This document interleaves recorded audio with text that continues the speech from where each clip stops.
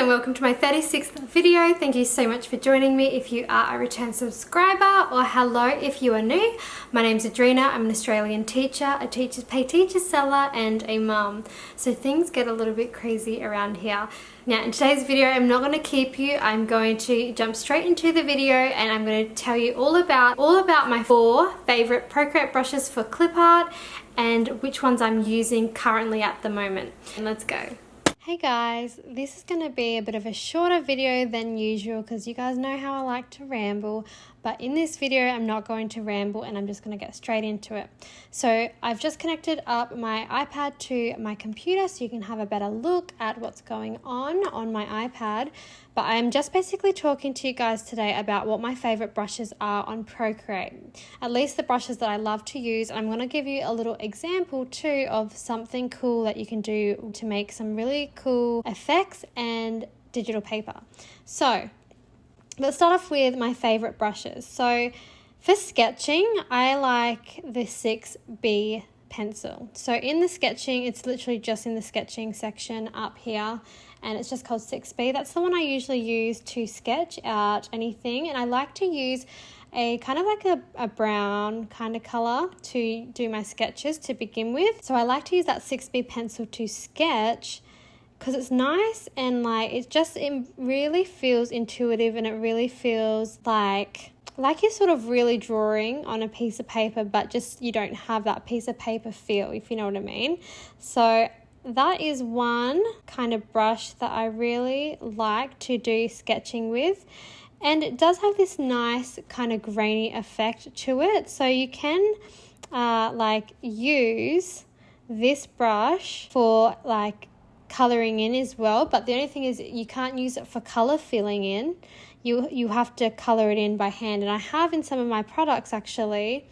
I have used it and I've colored it in just by hand without color filling it because this sketch brush won't allow that. But what I do like about it is it's just kind of nice, and it just kind of mimics a nice kind of sketching brush. I just really like it, and I just really like to use it for sketching. Now for inking, I personally like 2 different inking brushes. The first one I like to use is the Monoline Brush.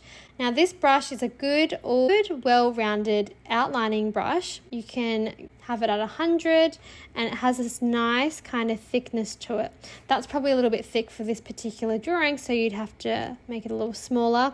And I'd say maybe around 20 to 30 would be a good size for that. It just really depends on sort of what you want. For me, I think I would like my lines to be a little bit thicker than that, so I'd probably more lean on going towards the 30 mark. The Monoline brush is one that is free, comes standard to Procreate. Now if I wasn't wanting to use a weighted brush that is all the same all the way around, what I would use would be found in inking, and it's called the Technical Pen. Now this tapers off a little bit, so that's why I like this pen, because it kind of can give you a bit more like of an organic sort of feel when you are using this brush, compared to how it kind of tapered off there. It wasn't so rounded. That's kind of what I do like about this particular brush, and it's one that I have used in the past. If I want my lines to be more like consistent all the way through, then I would most likely go and use the Monoline brush. If I'm not outlining and I want to do something a bit more like artistic or kind of a bit more in like shapes and stuff like that, one brush I really like is in the drawing brush. It's called Blackburn. Now this has a really cool kind of like sketchy effect to it, so you could make some really cool kind of grungy looking abstract sort of art with it, which is really cool. You could do you can make it a little smaller, and you could do like some really harsh sketching with it if you wanted to.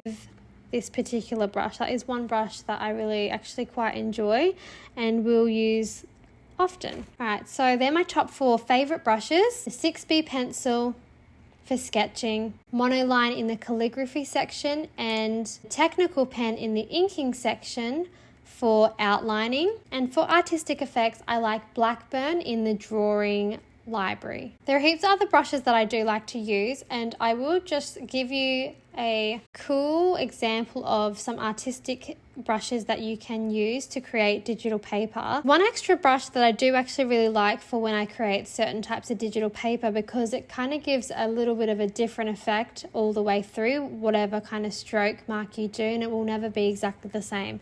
So the one that I like for that in like an abstract sort of form is in the abstract section here, and it's called Stickman. So I like to kind of change the color because it will allow you to, like, let me just show you. So when I pull it down and when I use the brush, it'll kind of just go into random different colors, and it kind of gives you the ability to kind of just play with it. And I really like that as an effect. You can change the color, like I said, and it just changes the whole thing completely. And so you can really get creative with this, and it's not hard to use, and it's just like super cool.